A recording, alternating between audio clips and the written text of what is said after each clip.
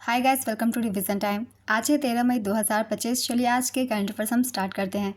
अगर आप सभी को ये वीडियो हेल्पफुल लगे तो इसे लाइक ज़रूर कर दीजिएगा और इस तरीके की कम टाइम के करंट अफेयर्स की वीडियो के लिए चैनल को भी ज़रूर सब्सक्राइब कर लीजिए। तो चलिए स्टार्ट करते हैं आज के सारे करंट अफेयर्स के क्वेश्चंस। मगर उससे पहले जान लेते हैं 12 मई को पूछे गए क्वेश्चन का सही आंसर क्या है। जर्मनी के 10वें चांसलर कौन बने हैं? Option A Frank Walter Steinmeier, option B Konrad Adenauer, option C Friedrich Merz, option D Angela Merkel. इसका सही आंसर है option C Friedrich Merz. Friedrich Merz Germany के 10वें चांसलर बने हैं। चलिए अब आज के सारे करंट अफेयर्स के क्वेश्चन हम स्टार्ट करते हैं। Question number 1, survey of India के अनुसार भारत की तटरेखा की लंबाई आधिकारिक तौर पर कितनी बताई गई है? इसका आंसर है 11,098.81 किलोमीटर। सर्वे ऑफ इंडिया के आंकड़ों के अनुसार भारत की तटरेखा की लंबाई आधिकारिक तौर पर 11,098.81 किलोमीटर तक अपडेट की गई है। 1970 के दशक में भारत की तटरेखा की लंबाई 7,516.60 किलोमीटर बताई गई थी। यह नई लंबाई 7,516.60 किलोमीटर की पुरानी लंबाई से 3,537.21 किलोमीटर अधिक है। यह संशोधन गणना की पद्धति में बदलाव के कारण हुआ है, जिसमें अब द्वीपों और खाड़ियों को भी शामिल किया गया है। भारत के 9 तटीय राज्य हैं। इनके नाम है गुजरात, महाराष्ट्र, गोवा, कर्नाटक, केरल, तमिलनाडु, आंध्र प्रदेश, उड़ीसा और पश्चिम बंगाल।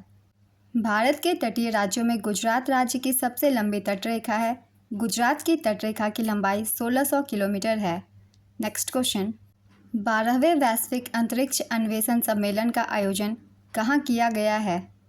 इसका आंसर है नई दिल्ली में। 12वें वैश्विक अंतरिक्ष अन्वेषण सम्मेलन 2025 का उद्घाटन 7 मई 2025 को नई दिल्ली में किया गया है।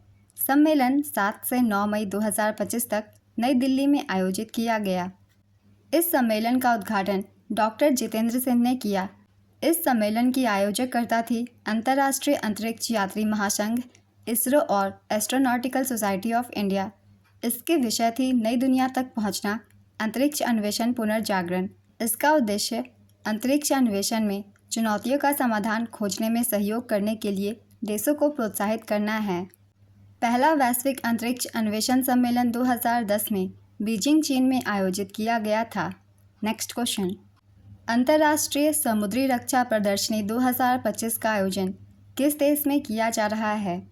इसका आंसर है सिंगापुर में। अंतर्राष्ट्रीय समुद्री रक्षा प्रदर्शनी का आयोजन सिंगापुर में किया जा रहा है। इसका आयोजन सिंगापुर के चांगे प्रदर्शनी केंद्र में किया जाएगा।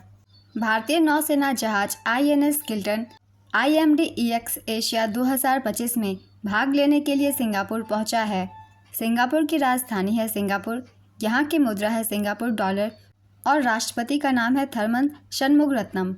नेक्स्ट क्वेश्चन, हाल ही में 11वें SMLME सम्मेलन का आयोजन कहाँ पर किया गया? इसका आंसर है दुबई, UAE। दुबई, UAE में 11वें SMLME सम्मेलन 2025 का आयोजन किया गया। इसका आयोजन 6 मई 2025 को किया गया। आयोजन स्थल थी Dubai world trade centre, UAE। SMLME का पूरा नाम है sea trade maritime logistics Middle East. इस कार्यक्रम में दुनिया भर के प्रमुख समुद्री नेताओं और नीति निर्माताओं ने भाग लिया। भारतीय शिपिंग रजिस्टर द्वारा सऊदी अरब के दमाम में नए कार्यालय की शुरुआत की गई। नेक्स्ट क्वेश्चन, केरल में प्रवासी बच्चों को शिक्षित करने के लिए कौन सी योजना शुरू की गई? इसका आंसर है ज्योति योजना। केरल ने प्रवासी बच्चों को शिक्षित करने के लिए ज्योति योजना शुरू की है। ज्योति योजना के तहत प्रवासी बच्चों को राज्य की शिक्षा प्रणाली और आंगनवाड़ियों में शामिल करने के लिए एक व्यापक अभियान चलाया जाएगा। यह योजना उन प्रवासी श्रमिकों के बच्चों की उपेक्षा को दूर करने का प्रयास करती है जो बार बार स्थान परिवर्तन और आवश्यक दस्तावेजों की कमी के कारण औपचारिक शिक्षा प्रणाली से अक्सर बाहर रह जाते हैं। नेक्स्ट क्वेश्चन, हाल ही में किस बैंक ने स्टाफ को मजबूत करने के लिए नेक्स्ट लीप नामक पहल शुरू की है? इसका आंसर है SBI। SBI ने स्टाफ को मजबूत करने के लिए नेक्स्ट लीप नामक पहल शुरू की। भारतीय स्टेट बैंक ने अपने कर्मचारियों को भविष्य के लिए तैयार करने और प्रदर्शन गौरव एवं उत्पादकता को बढ़ाने के उद्देश्य से एक व्यापक कर्मचारी संलग्नता और कौशल विकास पहल शुरू की है। इस पहल को नेक्स्ट लीप और super SBI great to greater नाम दिया गया है। यह भारतीय बैंकिंग क्षेत्र में अब तक का सबसे बड़ा ऐसा प्रयास माना जा रहा है। भारतीय स्टेट बैंक SBI की स्थापना 1 जुलाई 1955 को हुई थी। इसका मुख्यालय मुंबई में है और वर्तमान अध्यक्ष है CS सेठी। नेक्स्ट क्वेश्चन, भारत ने किस ड्रोन का इस्तेमाल करके पाकिस्तान के एयर डिफेंस सिस्टम को तबाह किया? इसका आंसर है हार्पी। भारत ने हार्पी ड्रोन से हमला करके पाकिस्तान के 3 एयर डिफेंस सिस्टम को तबाह किया। Harpy drone Israel aerospace industries ने बनाया है। ये दुश्मन के एयर डिफेंस सिस्टम और रडार को नष्ट करने के लिए डिज़ाइन किया गया है। आत्मघाती हार्पी ड्रोन 15 किलो का विस्फोटक ले जाने में सक्षम है। भारत ने इसे 2000 के दशक की शुरुआत में खरीदा था। इसका एडवांस वर्जन हैरोप ड्रोन भी भारत के पास है। नेक्स्ट क्वेश्चन, भारत ने किस एयर डिफेंस सिस्टम के माध्यम से पाकिस्तान द्वारा किए गए 15 भारतीय शहरों पर मिसाइल अटैक को रोक दिया? इसका आंसर है S-400 से। भारत ने S-400 एयर डिफेंस सिस्टम के माध्यम से पाकिस्तान द्वारा किए गए 15 भारतीय शहरों पर मिसाइल अटैक को रोक दिया। ये कार्रवाई 7 मई 2025 को की गई। भारत ने रूस से खरीदे गए S-400 एयर डिफेंस सिस्टम के माध्यम से पाकिस्तानी मिसाइलों को भारत को छूने तक नहीं दिया। S-400 के बारे में जान लेते हैं। इसकी ऑपरेशनल रेंज है 40 किलोमीटर से 400 किलोमीटर तक। इसकी मैक्सिमम स्पीड है 4800 मीटर पर सेकंड। मैक्सिमम हाइट है 30 से 60 किलोमीटर तक। टारगेट डिटेक्शन रेंज है 600 किलोमीटर। भारत ने वर्ष 2018 में $5.4 अरब की लागत से रूस से 5 S-400 प्रणालियाँ खरीदी थी। नेक्स्ट क्वेश्चन, अमरनाथ यात्रा के सुचारू व सुरक्षित संचालन के लिए सुरक्षा बलों ने कौन सा ऑपरेशन शुरू किया है?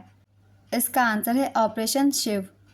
3 जुलाई से 9 अगस्त तक आयोजित होने वाली अमरनाथ यात्रा के सुचारू व सुरक्षित संचालन के लिए सुरक्षा बलों में ऑपरेशन शिव नामक एक व्यापक सुरक्षा अभियान शुरू किया है।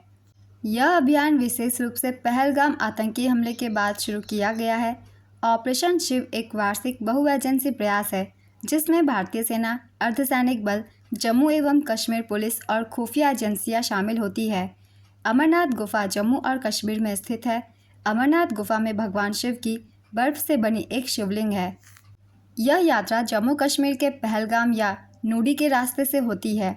यह यात्रा 12 से 14 दिनों की होती है। नेक्स्ट क्वेश्चन, केंद्रीय जांच ब्यूरो के निदेशक प्रवीण सूद का कार्यकाल कितना बढ़ाया गया? इसका आंसर है 1 साल के लिए। भारत सरकार ने केंद्रीय जांच ब्यूरो के निदेशक प्रवीण सूद का कार्यकाल 1 साल के लिए बढ़ा दिया है। प्रवीण सूद का कार्यकाल 25 मई 2025 को समाप्त होना था। CBI निदेशक की नियुक्ति के लिए 3 सदस्यीय समिति बनाई जाती है। इस समिति में प्रधानमंत्री, लोकसभा में विपक्ष का नेता और भारत के मुख्य न्यायाधीश शामिल होते हैं। नेक्स्ट क्वेश्चन, वियतनाम के हो ची मिन्ह शहर में आयोजित 2025 के संयुक्त राष्ट्र दिवस वेसाक समारोह में भारत का प्रतिनिधित्व किसने किया है? इसका आंसर है किरण रिजिजू ने। अल्पसंख्यक मामलों और संसदीय मामलों के केंद्रीय मंत्री किरण रिजिजू ने वियतनाम के हो ची मिन्ह शहर में आयोजित संयुक्त राष्ट्र वेसाक दिवस समारोह में भारतीय प्रतिनिधिमंडल का नेतृत्व किया है।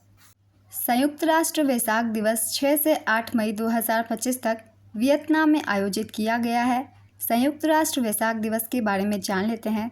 संयुक्त राष्ट्र महासभा ने दिसंबर 1999 में प्रत्येक वर्ष मई के महीने में वेसाक दिवस पूर्णिमा के दिन को मनाने का प्रस्ताव पारित किया था। वेसाक का पहला दिवस 2000 में संयुक्त राष्ट्र द्वारा अपने मुख्यालय न्यूयॉर्क में मनाया गया था। नेक्स्ट क्वेश्चन, वायु प्रदूषण को कम करने के लिए क्लाउड सीडिंग पहल किसने शुरू की है? इसका आंसर है दिल्ली सरकार। राष्ट्रीय राजधानी क्षेत्र दिल्ली सरकार ने शहर के वायु प्रदूषण दूर करने के लिए प्रायोगिक क्लाउड सीडिंग के प्रस्ताव को मंजूरी दे दी है। इस परियोजना की कुल लागत 3.21 करोड़ रुपए होगी। क्लाउड सीडिंग परियोजना को IIT दिल्ली द्वारा संचालित किया जाएगा। क्लाउड सीडिंग एक मौसम परिवर्तन तकनीक है जिसका उपयोग कृत्रिम बारिश करने के लिए किया जाता है। सोडियम क्लोराइड, कैल्शियम क्लोराइड और सिल्वर आयोडाइड जैसे नमक के कण का क्लाउड सीडिंग में इस्तेमाल किया जाता है। इसमें बादलों में ऐसे पदार्थ डाले जाते हैं जो बर्फ़ के क्रिस्टल या अन्य पानी के अणुओं को जमने में मदद करते हैं। आज के सारे करंट अफेयर्स के क्वेश्चंस कंप्लीट होते हैं। चलिए अब आज का क्वेश्चन देखते हैं क्या है। किस भारतीय राज्य की तटरेखा सबसे लंबी है? Option A Gujarat, option B Maharashtra, option C Goa, option D Paschim Bangal. अपना आंसर गेस कीजिए या फिर कमेंट बॉक्स में दीजिए। अगर आप सभी को ये वीडियो हेल्पफुल लग रही है तो वीडियो को लाइक ज़रूर कर दीजिएगा और इस तरीके की कम टाइम की करंट अफेयर्स की वीडियो के लिए चैनल को भी ज़रूर सब्सक्राइब कर लीजिए। फिर मिलते हैं अगली वीडियो के साथ। आप सभी को थैंक यू।